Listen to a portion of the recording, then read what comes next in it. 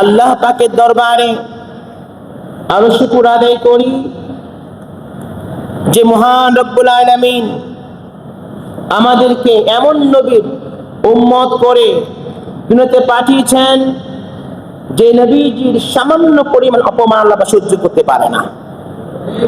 নবীর শানে সামান্য অবস্থাকে কোন প্রকার নবীর শানে বেয়াদবি আল্লাহ সহ্য করতে পারে না।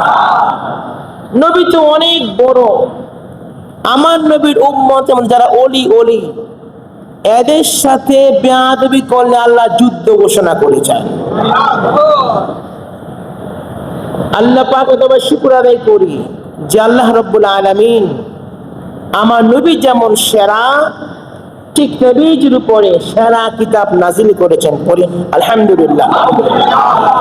প্রিয় হাজিরিন, বড় কঠিন সময় পার হচ্ছে।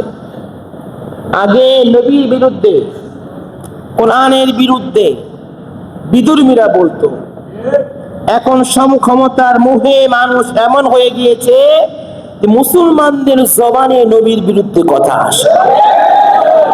এমন অবস্থা হয়ে গেল যে মুসলমানদের জবান দিয়ে কোরআনের বিরুদ্ধে কথা আসে। শুনলাম, ভিডিও দেখলাম, একজন বলতেছে নবীজিও সাংবাদিক ছিলেন। আরো জোরে নাউজুবিল্লাহ। সাংবাদিক হচ্ছে যিনি সংবাদ বহন করেন, সত্য হতে পারে, মিথ্যা হতে পারে, ঠিক কিনা বলেন? বহু সাংবাদিক ভুল সংবাদ প্রচার করে ক্ষমা চাইছে না? কিন্তু আমার নবী তো সাংবাদিক নয়। নবী অর্থ হচ্ছে যিনি মানুষের অজানা তথ্য আল্লাহ থেকে নিয়ে আসেন। যে তথ্য আল্লাহ পাক দেন, অন্য কেউ না, অর্থাৎ স্বয়ং স্রষ্টা সৃষ্টির জন্য যে বার্তা পাঠান, এটা যার মাধ্যমে পাঠান তিনি নবী। আল্লাহ বলেন যালিকাল কিতাবু লা রাইবা ফীহি, এটা এমন কিতাব যার মধ্যে বিন্দু পরিমাণ ভুল নাই। এই বার্তা যে নিয়ে এসেছেন তিনি নবী।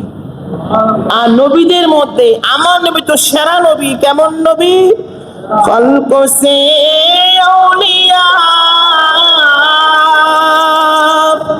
আউলিয়া সে রসূল, और रसूलों से आला हमारा नबी, सब रसूलों से आला हमारा नबी।